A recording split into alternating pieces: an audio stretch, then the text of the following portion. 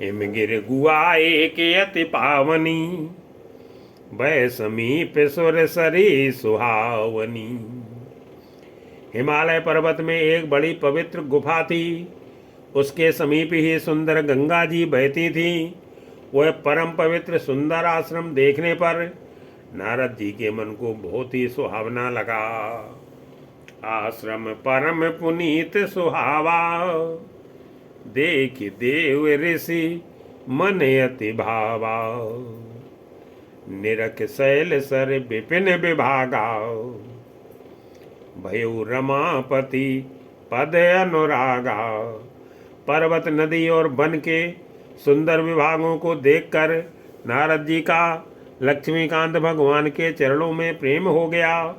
भगवान का स्मरण करते ही उन्हें नारद मुनि के साप की, जो साप उन्हें दक्ष प्रजापति ने दिया था और जिसके कारण वे एक स्थान पर नहीं ठहर सकते थे, गति रुक गई और मन के स्वाभाविक ही निर्मल होने से उनकी समाधि लग गई।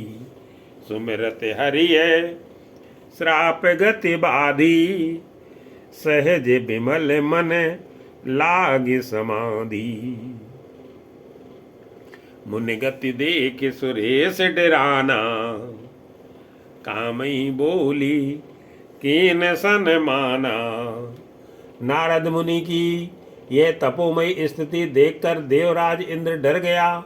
उसने कामदेव को बुलाकर उसका आदर सत्कार किया और कहा कि मेरे हित के लिए तुम अपने सहायकों सहित नारद की समाधि भंग करने को जाओ। यह सुनकर मीन ध्वज कामदेव मन में प्रसन्न होकर चला। सहित सहाय जाऊ ममेतु, चले हरस ही जलचर केतु। सुना सिर मन महु अस त्रासा, चैत देव ऋषि मम पुर बासा। इंद्र के मन में यह डर हुआ कि देवर्षि नारद मेरी पुरी अमरावती का निवास राज्य चाहते हैं। जगत में जो कामी और लोभी हैं वे कुटिल कौवे की तरह सबसे डरते हैं। जे कामी लोलुप जग माही, कुटिल का के यू सब ही डराई। सूख हाड़ लय भाग सठे, स्वान निरखि मृगराज। छीन ले जनि जान जड़, तिम सुरपति नलाजी। मंगल भवन जैसे मूर्ख कुत्ता सिंह को देखकर सूखी हड्डी लेकर भागे और वह मूर्ख यह समझे कि कहीं उस हड्डी को सिंह छीन ना ले, वैसे ही इंद्र को नारद जी मेरा राज्य छीन लेंगे ऐसा सोचते लाज नहीं आई। तेयाश्रमय मदन जब गयऊ, निज माया बसंत निर्मयऊ। जब कामदेव उस आश्रम में गया तब उसने अपनी माया से वहां बसंत ऋतु को उत्पन्न किया। तरह तरह के वृक्षों पर रंग बिरंगे फूल खिल गए, उन पर कोयलें कूकने लगीं और भौरे गुंजार करने लगे। कुसुमित विविधे बिटप बहुरंगा, कूजई कोकिले गुंजई भृंगा।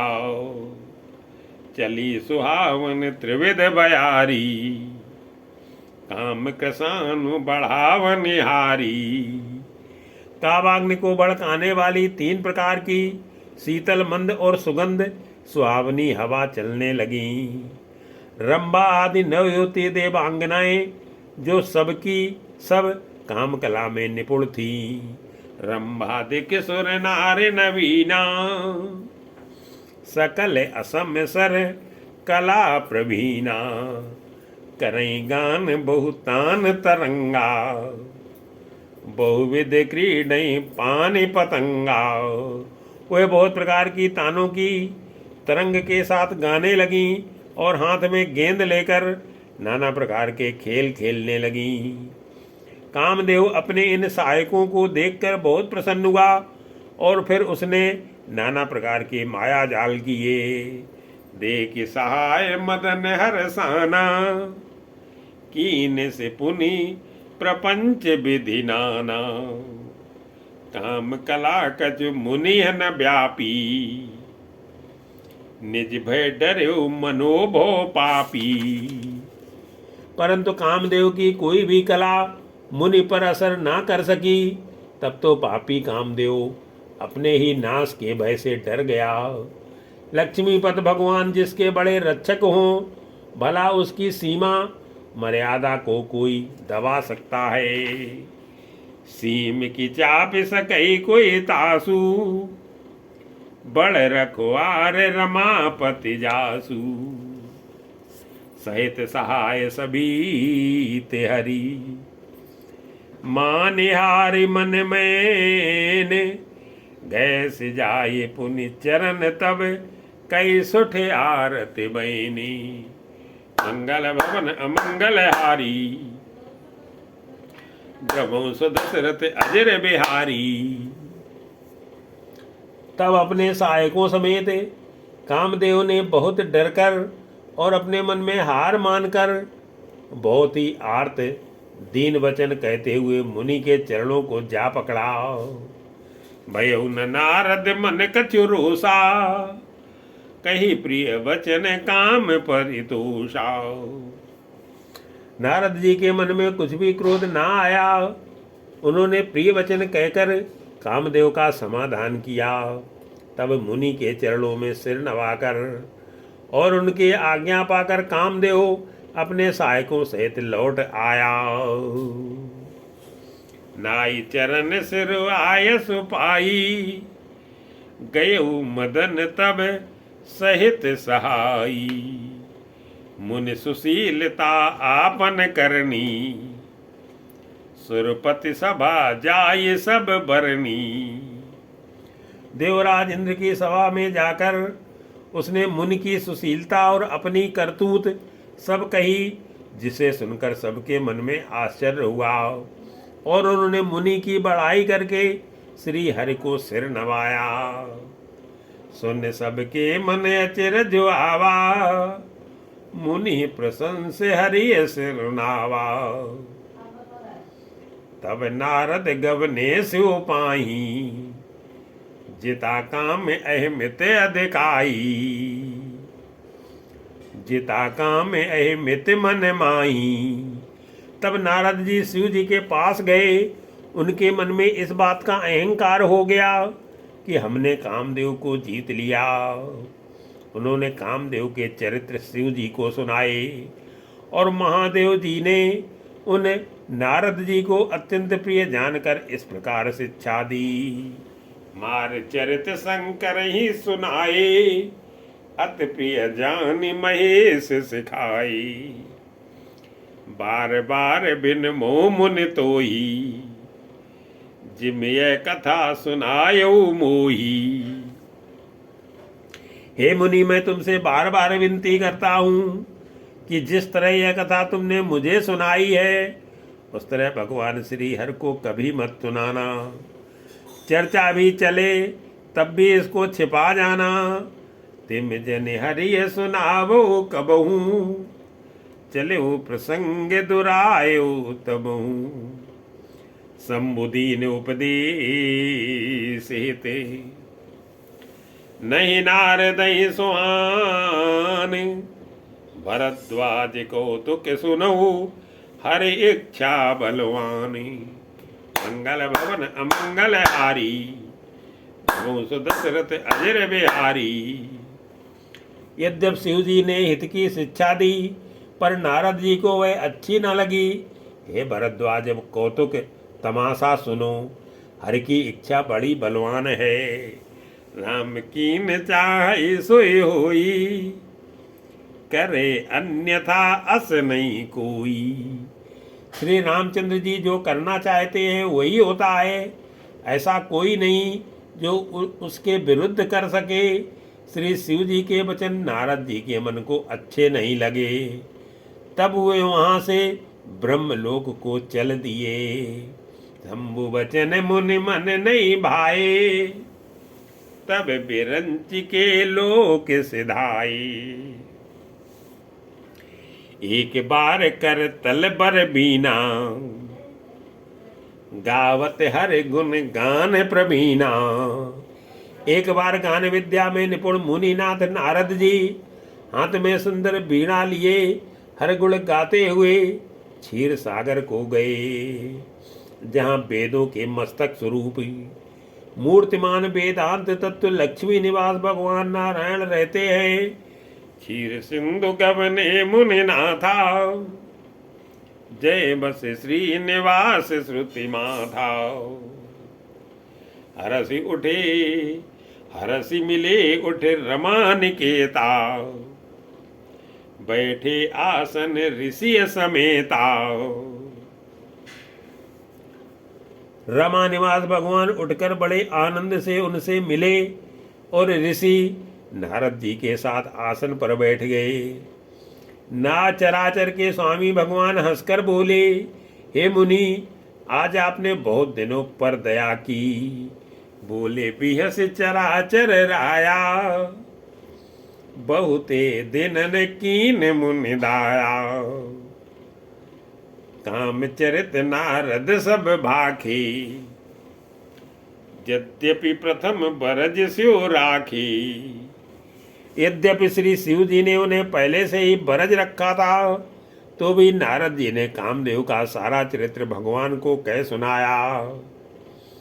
श्री रघुनाथ जी की माया बड़ी ही प्रबल है। जगत में ऐसा कौन जन्मा है जिसे वह मोहित ना कर दे। अति प्रचंड रघुपति के माया, जे न मोह से को जग जाया। रूख बतन करी बचन मृदु, बोले श्री भगवान। तुमरे सुमिरन ते मिटई, मोह मार मदमान। मंगल भवन अमंगल हारी, भवं सुदशरथ अजर बिहारी। भगवान रूखा मुंह करके कोमल वचन बोले, हे मुनिराज, आपका स्मरण करने से दूसरों के मोह, काम, मद और अभिमान मिट जाते हैं। फिर आपके लिए तो कहना ही क्या है। सुन मुनि मोह हो ही मन ताके, ज्ञान विराग हृदय नहीं जाके।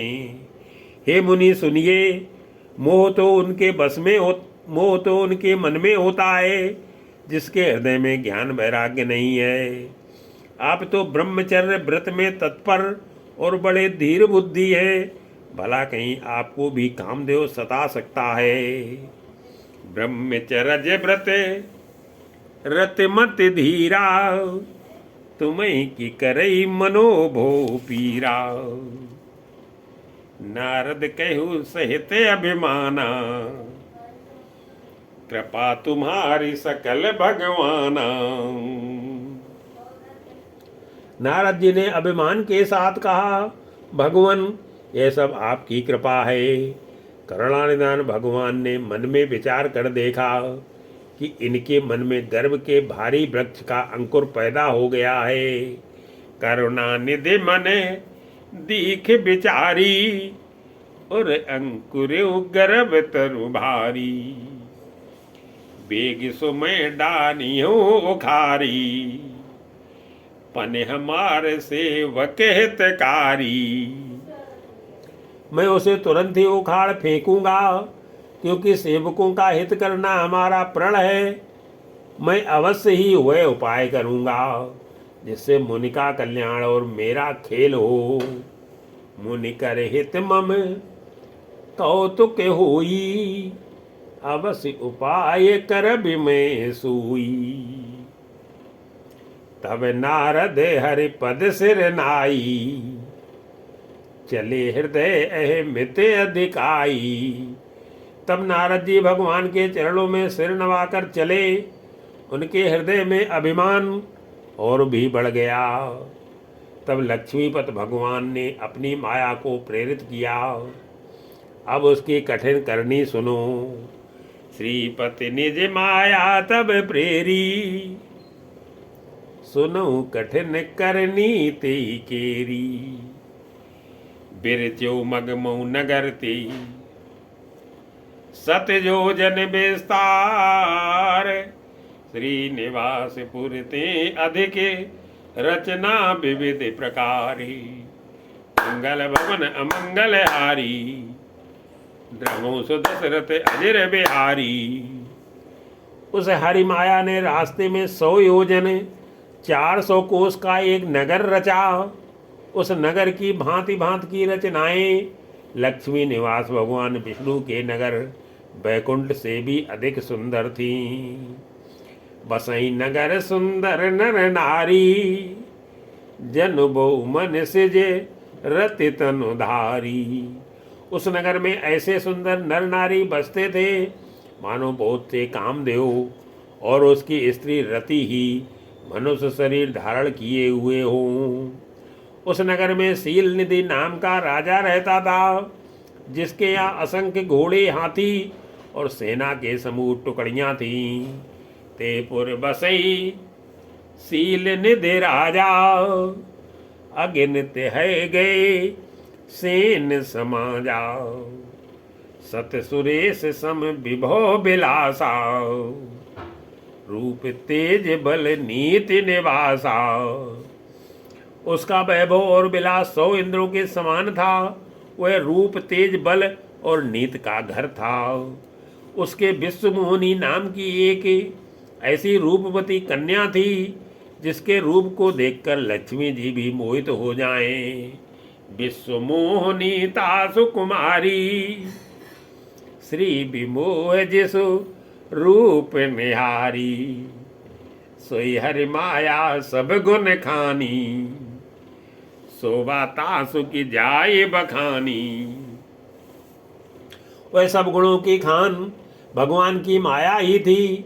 उसकी शोभा का वर्णन कैसे किया जा सकता है। वह राजकुमारी स्वयंवर करना चाहती थी, इससे वहाँ अगणित राजा आए हुए थे। करई स्वयंवर सोनप बाला आए तह अगणित मही पाला। मुन कौतुकी नगर ते गयऊ पुरवासिन सब पूछत भयऊ। खिलवाड़ी मुनि नारद जी उस नगर में गए और नगर वासियों से उन्होंने सब हाल पूछा। सब समाचार सुनकर वे राजा के महल में आए। राजा ने पूजा करके मुनि को आसन पर बैठाया। सुन सब चरित भूप गृह आए कर पूजा नृप मुनि बैठाई। आन दिखाई नारदई भूपति राजकुमारी। कहो नाथ गुण दोष सब एके हृदय विचारी। मंगल भवन अमंगल हारी गहो सुदशरथ अजर बिहारी। फिर राजा ने राजकुमारी को लाकर नारद जी को दिखलाया और पूछा कि हे नाथ, आप अपने हृदय में विचार कर इसके सब गुण दोष कहिए। देख रूप मुनि बिरत बिसारी बड़ी बार लगे रहे निहारी।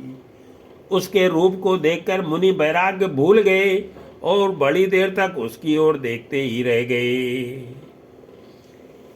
उसके लक्षण देखकर मुनि अपने आप को भी भूल गए और हृदय में हर्षित हुए, पर प्रकट रूप में उन लक्षणों को नहीं कहा।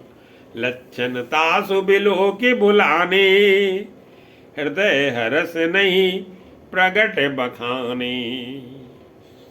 जो यही बरई अमर सोई होई समर भूमि ते जीत न कोई। लक्षणों को सोचकर वे मन में कहने लगे कि जो इसे ब्याहेगा वह अमर हो जाएगा और रणभूमि में कोई उसे जीत ना सकेगा। ये शील निधि की कन्या जिसको बरेगी सब चर अचर जीव उसकी सेवा करेंगे। सेवई सकल चराचर ताई बरई शील निधि कन्या जाई। लक्षण सब विचारे और राखे, कछुक बनाई भूषण भाखे। सब लक्षणों को विचार कर मुनि ने अपने हृदय में रख लिया और राजा से कुछ अपनी ओर से बनाकर कह दिया। राजा से लड़की के सुलक्षण कहकर नारद जी चल दिए, पर उनके मन में यह चिंता थी कि सुता सुलक्षण कहे न पैमाही, नारद चले सोच मन माही। करो जाई सोई जतन विचारी, जे प्रकार मुई बरे कुमारी। मैं जाकर सोच विचार कर अब वही उपाय करूं जिससे यह कन्या मुझे ही बरे। इस समय जब तब से तो कुछ हो नहीं सकता। हे विधाता, मुझे यह कन्या किस तरह मिलेगी? जब तप कछु न हो ते ही काला, हे विधि मिलई कवन विधि बाला। ये अवसर चाहिए परम, शोभा रूप विशाल। जो बिलो की रीझे कुंवरी, तब मेले जय माले। मंगल भवन अमंगल हारी, प्रभु सुदशरथ अजर बिहारी। इस समय तो बड़ी भारी शोभा और विशाल सुंदर रूप चाहिए, जिसे देखकर राजकुमारी मुझ पर रीझ जाए और तब जयमाल मेरे गले में डाल दे।